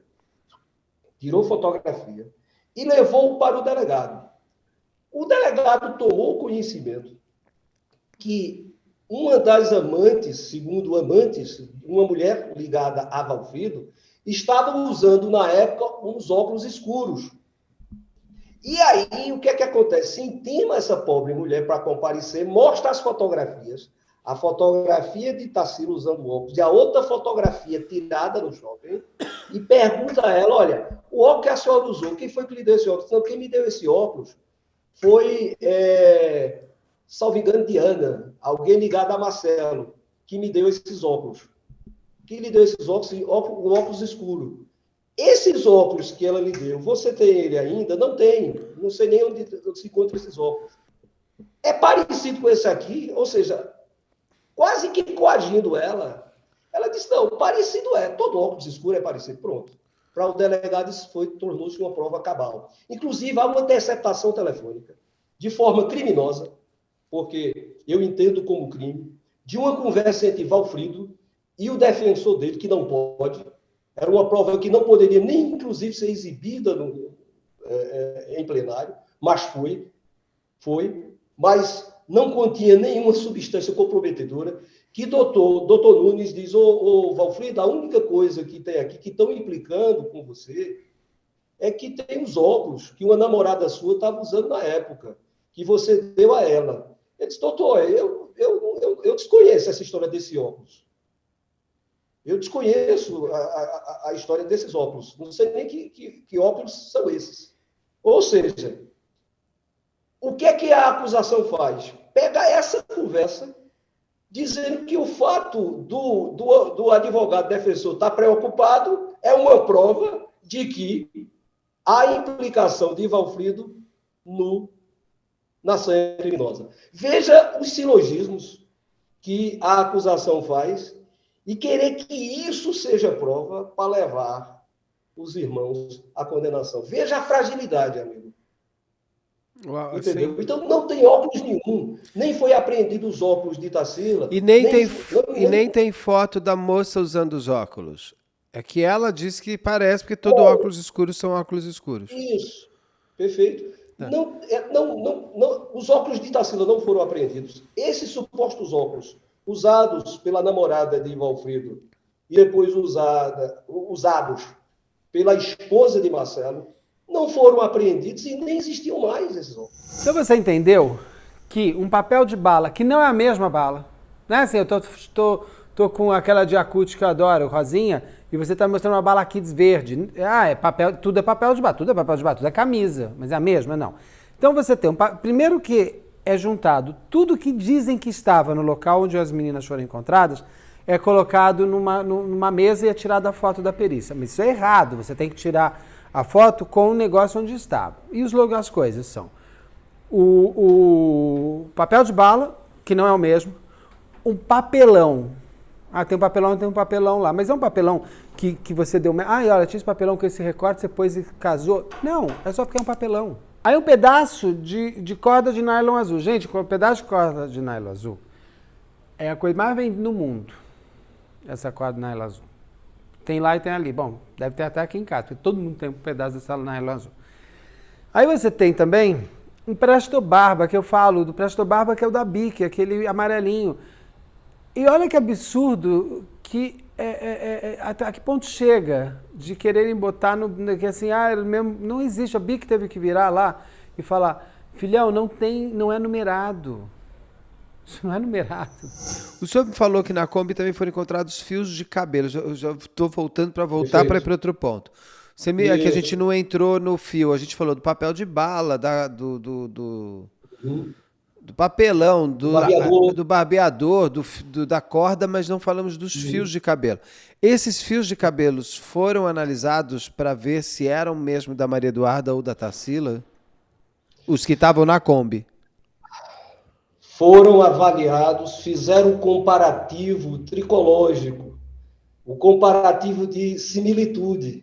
Eu até, na época do júri, eu até brinquei, numa entrevista que dei, disse, mas não são semelhantes. Eu digo, olha, me acham parecido com tanta gente, até com o Roberto Leal, e eu não sou Roberto Leal, me acham parecido com Ferrugem, eu não sou Ferrugem. E, como dizia Dr. Boris Trindade, o parecido é diferente. Sim. Né? Então, eles concluíram que tratava-se dos mesmos cabelos exatamente por ter a textura parecida, a cor parecida. Não tinha bulbo? Não tinha bulbo no cabelo? Aí onde está a cereja do bolo, Beto, que tem uma perícia, Beto. Tem uma perícia mitocondrial, amigo Beto. Fizeram? Os autos do processo, amigo Beto. Perícia conclusiva. Que os cabelos, as amostras tiradas de cabelo da Kombi de Marcelo, feito o exame mitocondrial genético das amostras de cabelo de Maria Eduarda e Tarsila Guzmão, não foram compatíveis com as amostras da Kombi. Mas aí é excludente, então aqueles cabelos não são delas. não são delas, mas mesmo Porque, assim, apesar de não ter o bulbo, você não vai ter o DNA nuclear, que é o mais importante, que mostra que é aquela pessoa, mas o cabelo mitocondrial mostraria que vem da mesma linhagem de mulheres, da mãe e tudo mais. isso, O daria, aí isso. realmente, tem uma prima da Maria Eduarda ali e também uma prima da Tarsila, e as duas entraram, né, ficaria mais confuso. Agora, se eles excluem que aquele cabelo não é mitocondrial, não é, então o DNA não é igual. Não é igual, mas mesmo assim eles foram denunciados. Por... Eis porque doutor Miguel Salles, na época, não quis denunciar os combeiros e sempre acreditou veementemente na inocência deles. Então, Beto, como podemos, então, concluir pela condenação e pela culpa desses dois homens? Não tem como. Tanto que Do eles ponto foram de vista inocentados. jurídico-científico, exatamente. Do ponto de vista jurídico-científico, é impossível com essa fragilidade de provas. A mãe da Maria Isso é Eduarda, prova. a mãe da Maria Eduarda que ficou do lado deles também ou a mãe da Tarsila? Ficou Dona Regina Lacerda Dourado, se convenceu pelos peritos que ela contratou, Domingos Toqueiro e Genival Veloso, de França, que os combeiros eram inocentes. Inclusive, eu terminei minha defesa após 5 dias exaustivos, entendeu? Porque nós enfrentamos, eu e o doutor Bruno Santos, nós enfrentamos uma batalha, eu diria a você, uma odisseia de Homero. Foi uma batalha épica. Por quê? Começamos na segunda-feira e terminamos na madrugada, Beto, do sábado. Nós enfrentamos 2 grandes promotores de justiça, que hoje, inclusive, é procurador de justiça do Ministério Público aqui de Pernambuco, o promotor doutor Ricardo Lapena e doutor Salomão Abdulaziz. E mais 5 advogados na assistência da acusação. Entendeu? E nós conseguimos, né, com base na ciência, com base nas perícias, com base nas versões trazidas pelos intérpretes da ciência, que são exatamente os peritos, que têm expertise na matéria, nós conseguimos exatamente desconstruir uma a uma as teses e as provas frágeis levantadas pelo Ministério Público e pela assistência da acusação. Se aquele fio de cabelo encontrado na Kombi fosse da Maria Eduarda ou do irmão da Maria Eduarda, teria dado match. Porque mitocondrialmente... Mas, pô, se você tem o irmão da Maria Eduarda andou ali, não, a prima andou ali, quem andou? Só a Maria Eduarda. Então é da Maria Eduarda, porque o DNA mitocondrial bateu. Mas não, nem isso dá e continuam falando, não, mas é que eles são parecidos. Então você percebe que existe, dentro desse caso, uma organização para que sejam colocados os combeiros como culpados e não partir das provas para o culpado. Não, eles pegaram essa prova, vai ser, é o combeiro. E esses dois acabaram sendo colocados no meio disso tudo, provados que são inocentes. Então você não tem, de fato, nenhum autor, você não tem, de verdade, ninguém que matou. Inclusive, você não sabe nem onde aconteceu e nem mesmo como é que estava o corpo. Me falaram também que tinha a história dessa mumificação, que poderia ter sido guardada numa geladeira. Isso é real? Esses corpos podem ter ficado guardados? Eu pergunto o seguinte, se fosse uma geladeira, elas não estariam elas seriam congeladas, elas não estariam dissecadas. Beto, no processo, nos autos do processo, não existem essas evidências. Tá certo? O que é que tem de forma clara no processo? As perícias. É que são exatamente tudo isso. São exatamente todas essas informações que eu lhe trouxe, que constam exatamente nas análises periciais. Entendeu? Não há nenhum indicativo de que esses corpos estivessem em uma geladeira, ou como tem ali teses de que estavam em um tonel com líquido, não há. O que tem de claro é que aquele local possivelmente não foi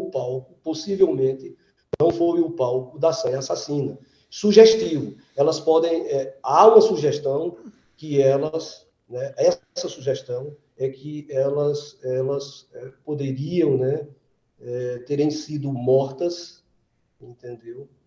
em outro local e os corpos deixados ali. Naquele lugar, Tá até certo? para despistar. Exatamente. Que o advogado fala que os corpos da Maria Eduarda e da Tarsila estavam mumificados, eles estavam completamente secados, sem água, desidratados, sem sangue, sem nada. O outro advogado que eu entrevistei, eu tinha entendido que elas estavam congeladas, tanto que ele fala para mim, o outro advogado, está lá a entrevista, que diz que ela poderia estar dentro do freezer de um IML. Se está dentro de um freezer de um IML, o corpo está congelado, ele não vai estar desidratado. Então você vê que eu já tenho aqui duas formas de verem o corpo. Está sem nada. O outro que estava congelado e sem vísceras. Este advogado aqui contou pra gente que elas estavam com coisas comidas por animais. Ali, o outro advogado disse que elas foram evisceradas pela mão humana. Alguém tirou as vísceras para não ver as drogas. Por quê? Não dá para se saber nem se elas tinham usado drogas com o corpo que foi encontrado. Segundo o outro advogado, é porque tinham sido tiradas as vísceras. Segundo este outro, é porque ela estava mumificada, não tinha nada, não tinha como você descobrir isso. Nem pelo cabelo. Tem essa história que o advogado contou que ela estava escalpelada, o outro não me contou. A terceira versão falava para mim que elas estavam sem olhos, sem boca, cortadas, mas com o corpo inteiro. Então você vê que nem o corpo delas bate em nenhuma versão. Sendo que elas foram... A única coisa que todo mundo concorda é o seguinte, aquele não foi o local onde elas morreram. Ali elas foram desovadas, elas foram construídas, um palco construído para dificultar ainda mais a polícia. As balas encontradas, não sei, foram encontrados os projéteis? Foram encontrados projéteis, sim. Tudo saiu, fizeram exame de balística para saber se é mesmo revólver ou pistola. Eu pergunto o seguinte, as 4 balas, os 4 projéteis saíram da mesma arma? A pergunta que eu faço é a mesma, porque eu posso ter feito pá, ou eu posso ter feito pá e outra pessoa pá. É o mesmo revólver que atirou nas duas? Ou pistola? A comparação balística dos projéteis de arma de fogo que foram tirados é compatível com a arma de calibre de revólver 38. Tá certo? E foi encontrado uma cápsula de um revólver .40. Uma cápsula, não um projétil, no local do crime. Tá certo? Uma cápsula. Entendeu? Diferente, armas diferentes. Foi feito um comparativo de microfissura do raiamento desses projéteis com armas apreendidas que sugestionavam que eram armas que Marcelo tinha, o revólver que Marcelo tinha. Que é essa história do revólver. Vendido. Esse é o revólver, tá? Esse é o revólver. Que foi apreendido de um parente de Marcelo e de amigos de Marcelo, foram várias armas apreendidas. Fizeram um comparativo balístico de raiamento, deu incompatível.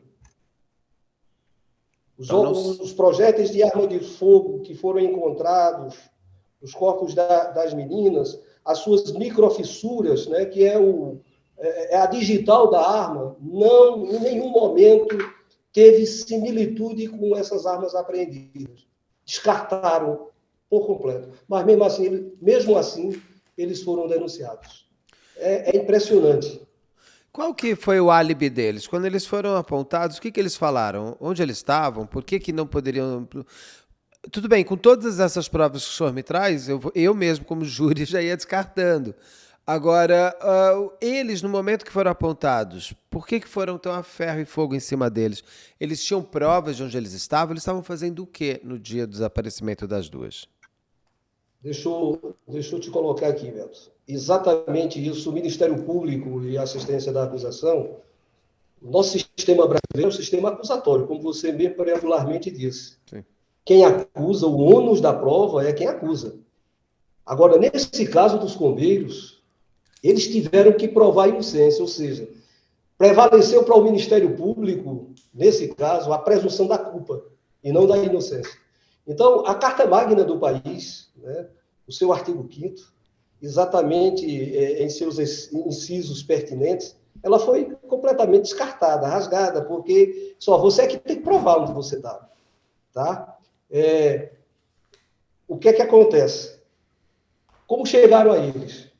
surgiu uma história de que anos atrás Marcelo tinha cometido um crime semelhante àquele que estava sendo investigado. Chegou aos ouvidos do delegado, que estava investigando logo de início.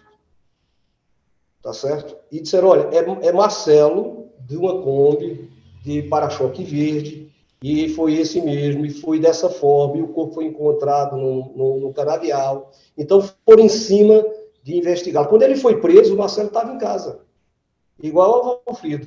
Interessante que no dia 15, 2 dias depois, que estava sendo feito o levantamento do local onde os corpos foram encontrados, Valfrido esteve por lá, com amigos, naturalmente, e há testemunho de vários amigos dele dizendo que ele foi acompanhar também Valfrido.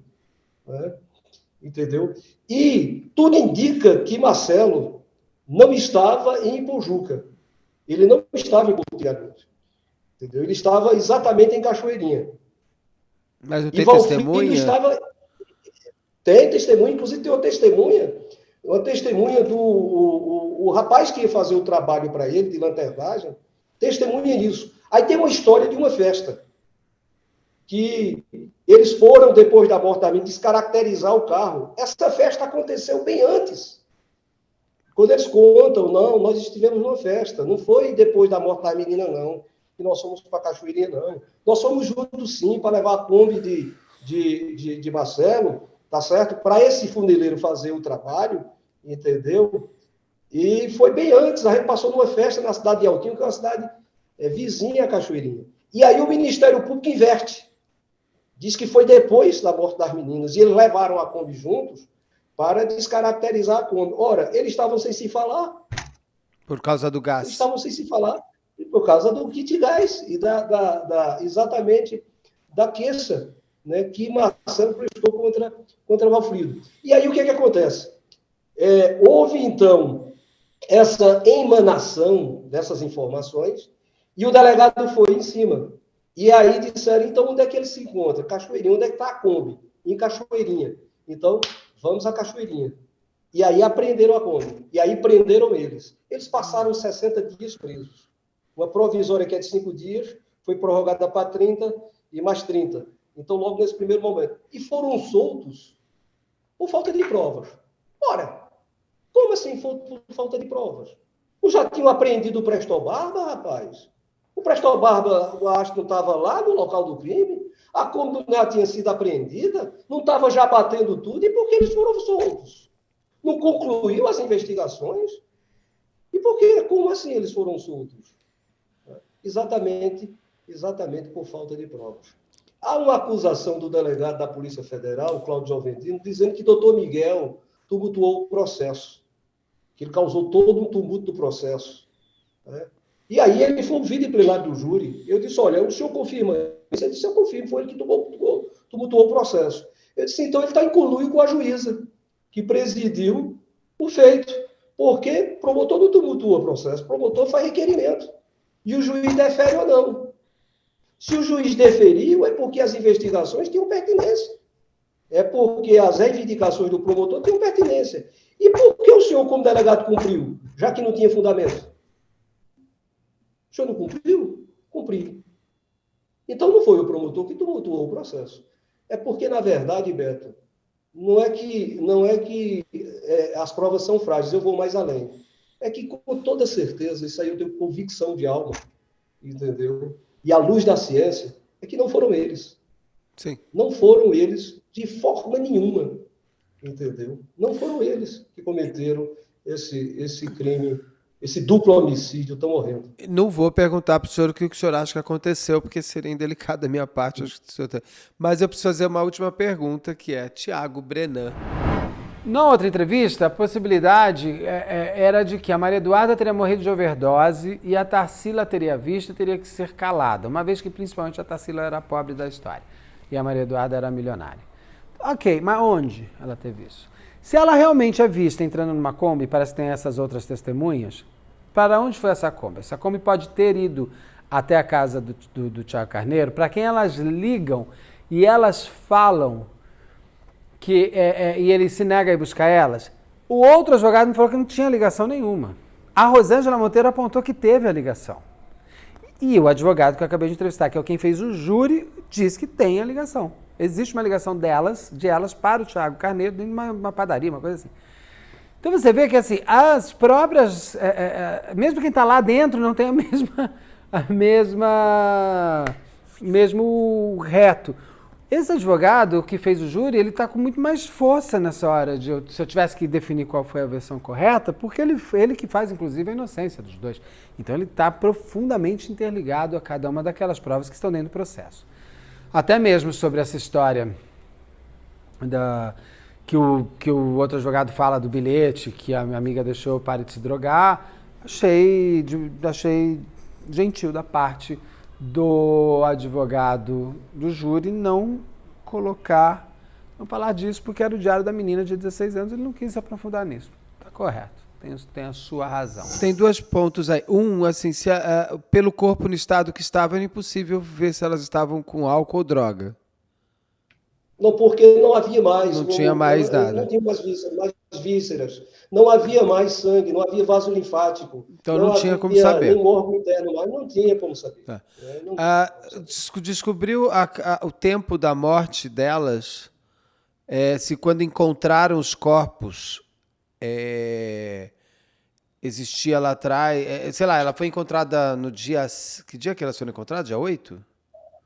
Dia 13. Dia 13? Dia 13 se elas morreram no dia 12 ou se elas morreram já no dia 3, quando somem, consegue saber o tempo da morte do corpo? Não consegue saber porque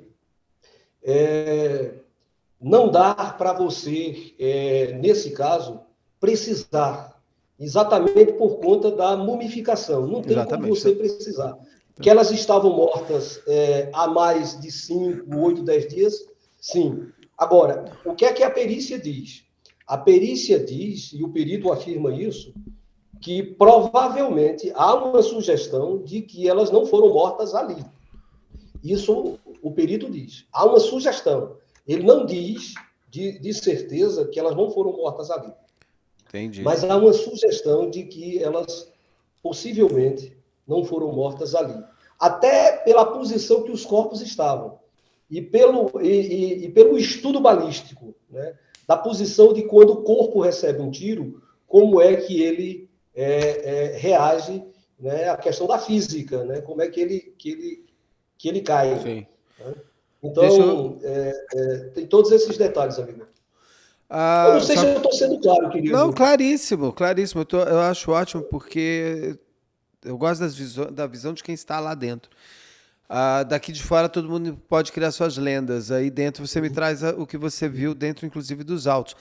Uma coisa, eu até fui anotando aqui para não me perder. Por exemplo, o senhor me disse que não tem como... que ela teria no bulbo capilar dela só se ela se drogasse há muitos anos. Me falaram que tem um bilhete, inclusive, de uma amiga da Maria Eduarda falando: você voltou a se drogar, pare de se drogar. A Maria Eduarda tinha esse histórico ou o tempo ainda era muito recente para ter o bulbo? O que eu pergunto a ela, realmente existe esse bilhete? É comprovado que elas usavam drogas antes? Não. O que também não classifica, gente, a morte delas. É apenas a gente entender o que pode ter acontecido. Não é que assim, se drogava, morre mesmo. Não é isso. É só para a gente entender o perfil das pessoas.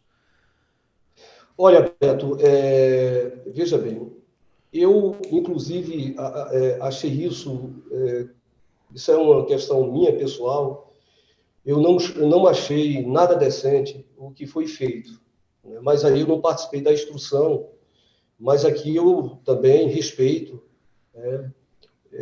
Fizeram a apreensão, que eu acho isso de uma agressão terrível, fizeram a apreensão do diário de Maria Eduarda, entendeu?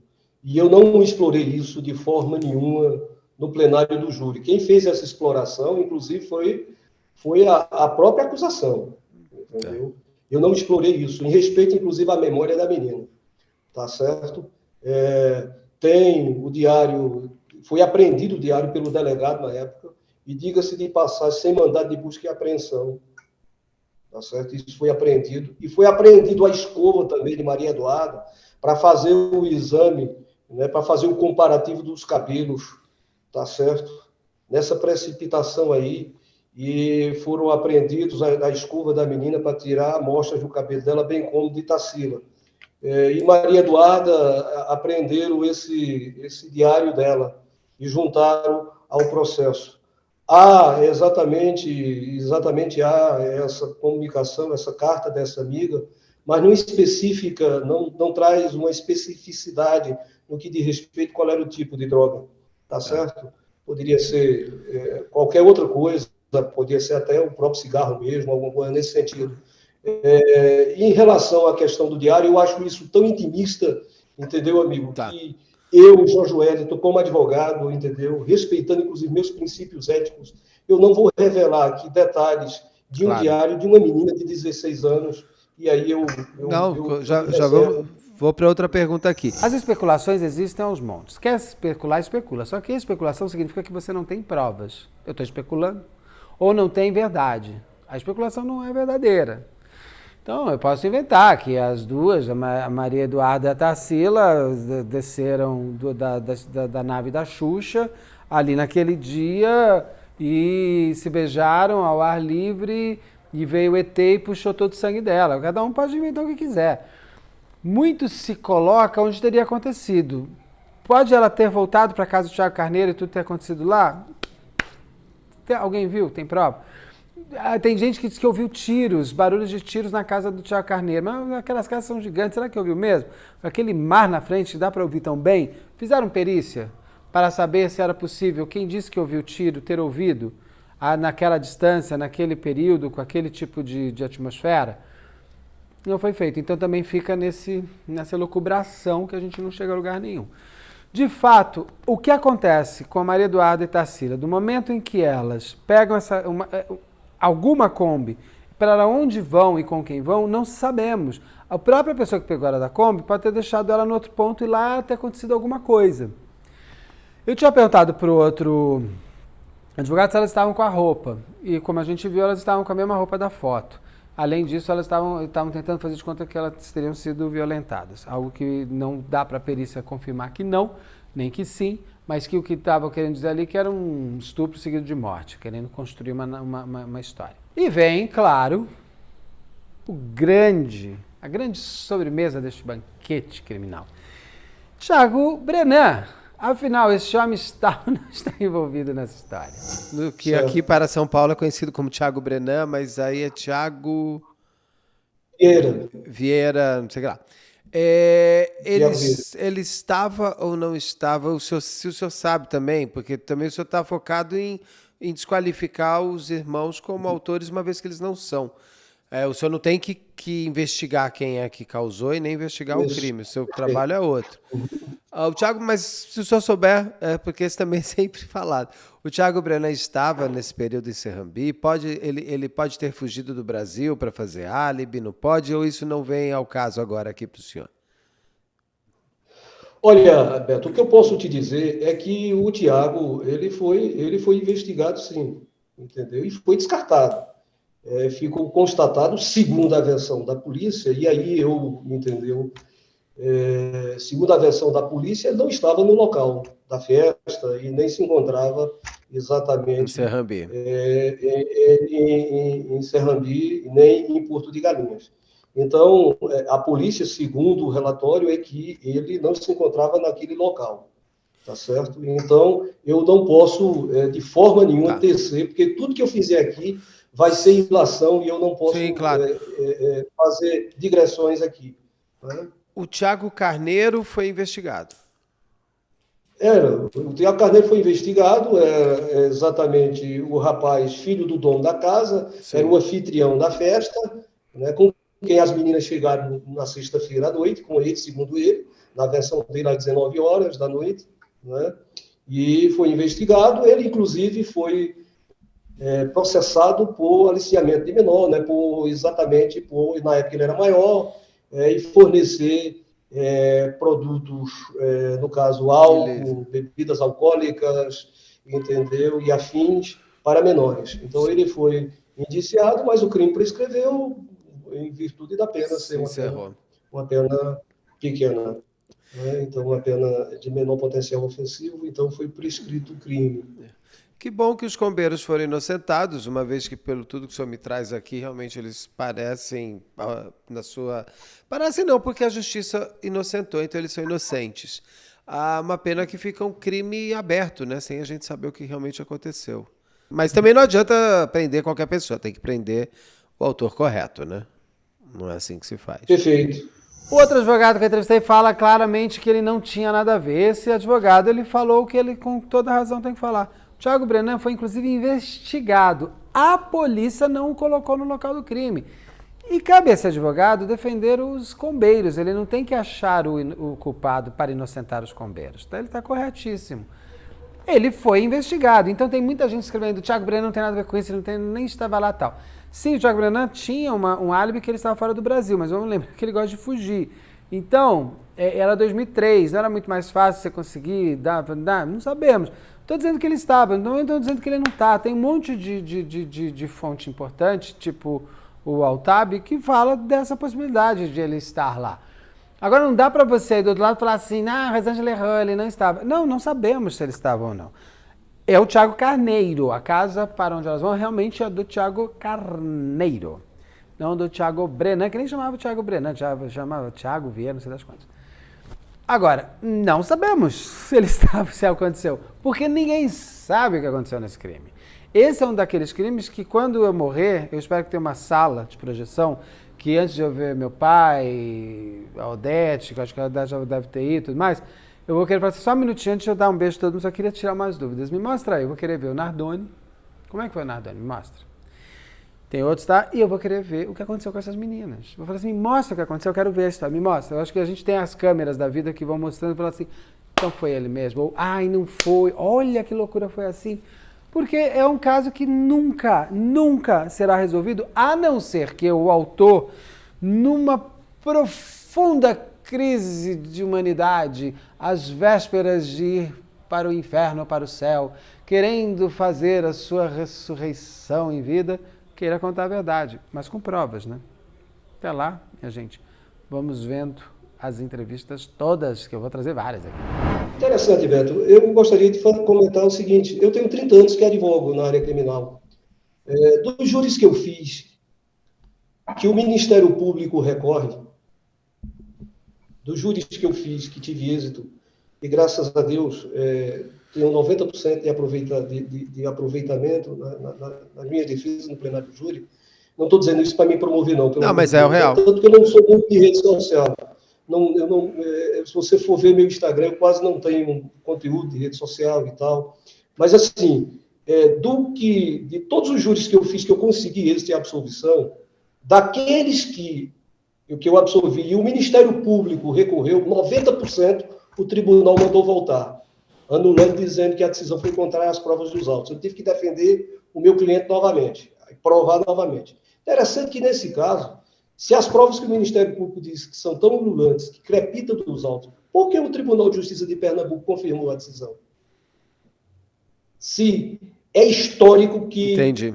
O Tribunal de Justiça aqui em Pernambuco manda voltar para julgar novamente, exatamente porque a decisão foi contrária à prova dos autos. Não. O Tribunal de Justiça de Pernambuco, a turma, confirmou por unanimidade a decisão soberana do Corpo de Jurados da comarca de Pojuca. A mesma coisa fez o STJ, o Superior Tribunal de Justiça. Confirmou, inclusive com parecer favorável, né? Com parecer favorável da subprocuradora da República, dizendo que nada no processo associava aquele crime aos recorridos, aos dois. Ou seja, a subprocuradora da República, membro do Ministério Público, dizendo, olha, aqui não tem nada que associe esse material aqui, nem ao local do crime, muito menos aos recorridos. Uma coisa importante que tem que lembrar sempre é que o Ministério Público não serve para acusar nem prender, ele serve para fazer justiça. Se tem um acusado erroneamente, serve... É porque tem uma coisa no Brasil, não sei porquê, é de se permanecer mesmo sem as provas, não, tem que prender. Se ainda tivesse nos Estados Unidos, que tem aquele monte de coisa que tem que ficar mostrando para ser eleito, mas aqui é diferente. E eu sempre gosto de lembrar, o Ministério Público não serve para prender, ele serve para fazer a justiça. O promotor serve para ser o Estado olhando e falando, tem que, a julgamento não tem, essa pessoa é inocente, tirem ela.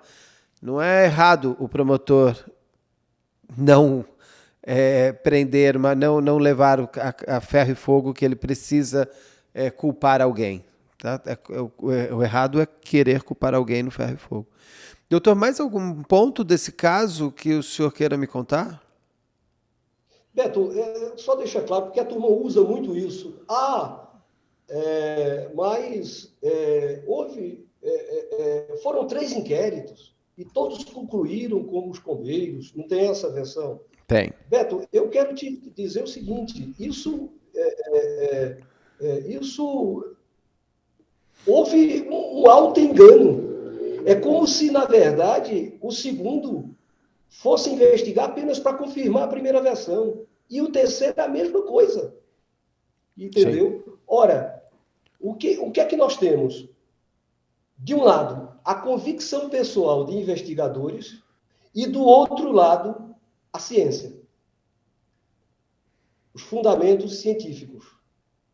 Mais de 20 peritos ouvidos e, salvo engano, Beto, mais de 30 perícias produzidas.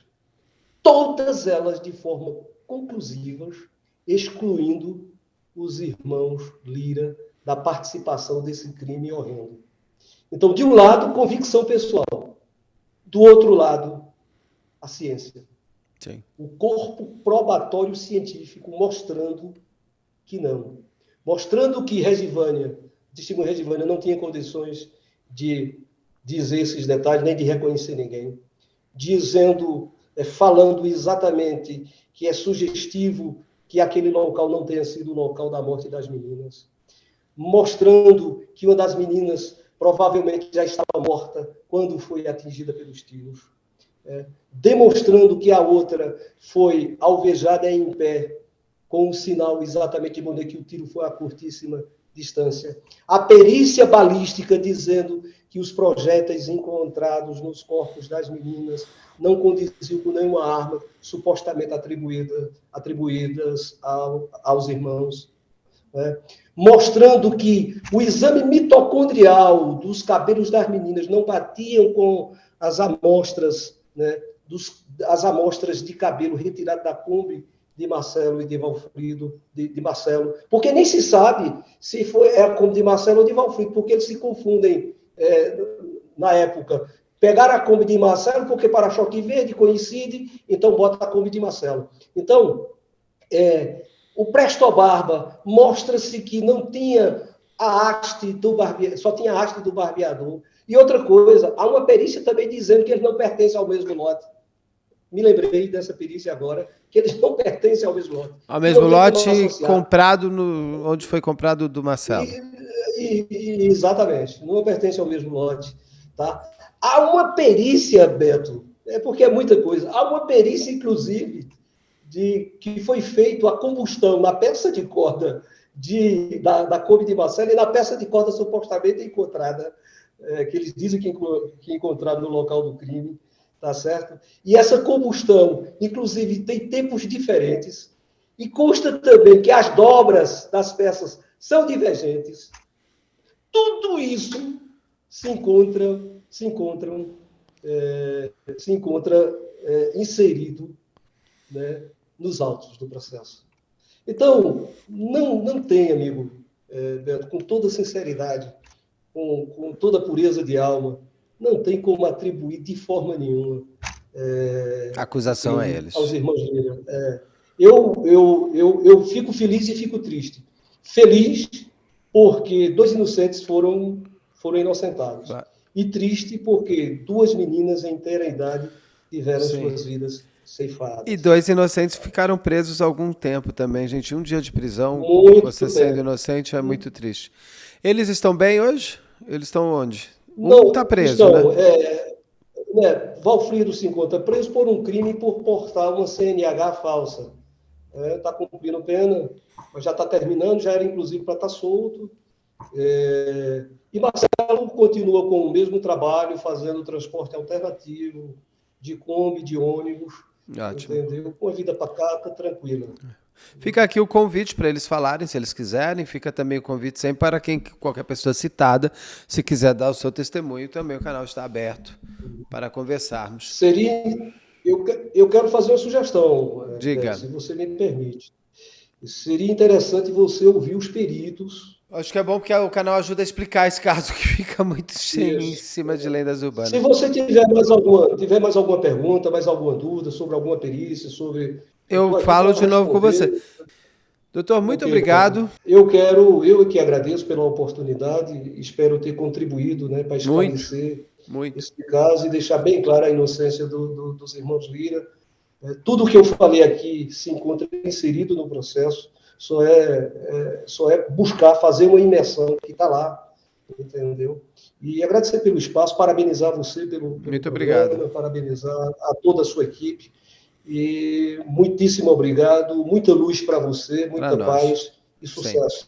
Muito obrigado, doutor. Um grande abraço. Um abraço, até a próxima, com certeza. Um abraço. Espero que vocês tenham curtido. Esse daqui é um comentado com entrevista, porque eu acho que assim a gente vai conseguindo entender mais. Pessoal, é isso. Espero que vocês tenham curtido. Por favor, não deixe de se inscrever, curtir, compartilhar, ligar o sininho, marque nas suas mídias sociais, nos marque nas suas mídias sociais.